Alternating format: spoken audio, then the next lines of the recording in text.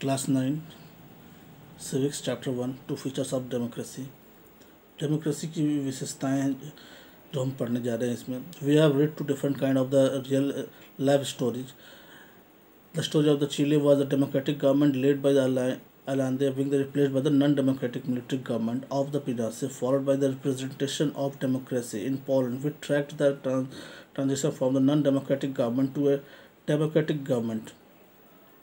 जैसे कि हम पहले पढ़ चुके हैं, इसमें दो देशों के बारे में कहानी। एक जगह में एक सैनिक शासन का राज था और दूसरी जगह पर एक पार्टी का राज था। ठीक है, मगर इनकी जो काम करने की जो तरीके थे और जो यहाँ की जो शासन व्यवस्था थी उसमें बहुत ज़्यादा अंतर नहीं था। अगर देखा जाए तो दोनों जगह अलोकतांत्रिक सरकारें थीं, तो इसलिए हम इसके बारे में जो डिफरेंसेस है उसको यहाँ पर हम देखेंगे। फर्स्ट पॉइंट जो हमारा इसमें है, the people could not choose और द चेंज देयर रूलर्स। पहला पॉइंट अगर देखें, लोग अपने शासक का चुनाव या उसमें बदलाव नहीं कर सकते थे। सेकंड पॉइंट हमारा है, किसी को भी अपने विचार या संगठन या विरोध करने का अधिकार नहीं था।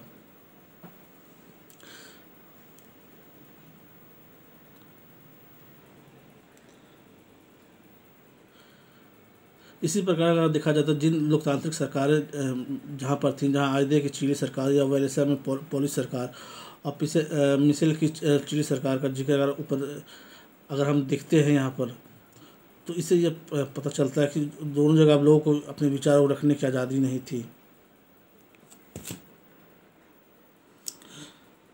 दूसरा बात यह भी है कि हम यहाँ देखते थे कि बिना चुने हुए नेता या बाहर से संचालित जो शक्तियाँ होती थी या शासन नहीं चल रही थी। लोगों को विभिन्न प्रकार के बुनियादी राजनीतिक स्वतंत्रता हासिल थी।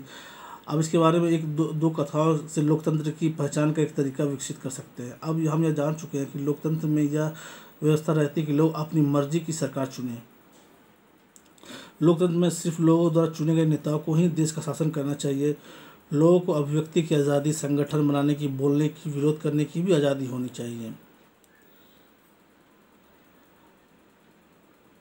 चैप्टर 2 में हम इस प्रश्न का दोबारा और लोकतंत्र की परिभाषा को बताएंगे जो इस रहेंगे। नेक्स्ट टॉपिक जो हमारा है 1.2 the changing map of democracy. लोकतंत्र में तीन नए नक्शे जो आए उनके बारे में यहाँ बताया जा रहा है।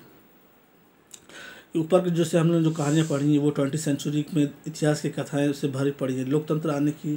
लोकतंत्र को मिलने वाली चुनौतियों की, सैनिक तख्ता पलट, लोकतंत्र बहाल करने के लोगों की जो संघर्ष किया, लोकतंत्र की तरफ जाने और उसके रास्ते में आने वाली कठिनाइयों का जो सामना किया, उसके बारे में हमने पढ़ा। तो आइए अब हम इसमें लोकतंत्र की जो विशेषताएं हैं जिनका जिक्र हम किया गया था उसके आधार पर विभिन्न देशों में लोकतंत्र की व्यवस्था की पहचान करते हैं। यहाँ दिए गए जो मैप है, नीचे दिए जो 3 मैप है उसे अगर गौर से देखा जाए तो 20वीं सदी के जिस तरह से लोकतांत्रिक व्यवस्था का विस्तार हुआ उसमें कुछ स्पष्ट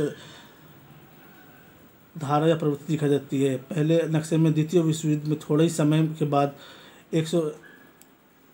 1950 तक लोकतांत्रिक शासन व्यवस्था वाले देशों में को दर्शाया गया है। इस नक्शे में ऐसे देश भी शामिल हैं जहां 19वीं शताब्दी तक लोकतांत्रिक व्यवस्था कायम हो चुकी थी। दूसरा नक्शे में अगर देखा जाए तो 1975 तक दुनिया के अधिकांश उपनिवेशों को राजनीति की आज़ादी मिल गई थी। आखिर हम एक और कदम आगे अगर बढ़कर 21वीं सदी की शुरुआत में जाते हैं तो 2000 का नक्शा देते हैं 2000 का। इस नक्शे को देखते हुए हम खुद से कुछ सवाल पूछेंगे, जैसे कि यह है कि 20वीं सदी में लोकतंत्र की यात्रा कैसी रही, इसमें क्या विस्तार हुआ, कैसे चीज़ें बदलाव हुई, उसके बारे में हम इसमें यहाँ देखेंगे।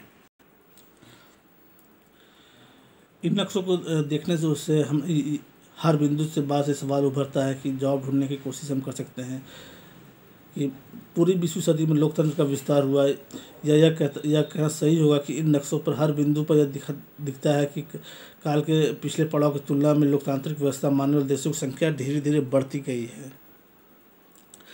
डेमोक्रेसी का विस्तार दुनिया के सभी हिस्सों में एक समान नहीं हुआ। कुछ हिस्सों में स्थापित हुआ, फिर कुछ हिस्सों में बाद के समय में ये स्थापित हुआ। आज दुनिया के अधिकांश देशों में लोकतंत्र है, पर अभी भी कुछ बड़े हिस्से ऐसे हैं जहाँ लोकतंत्र नहीं है।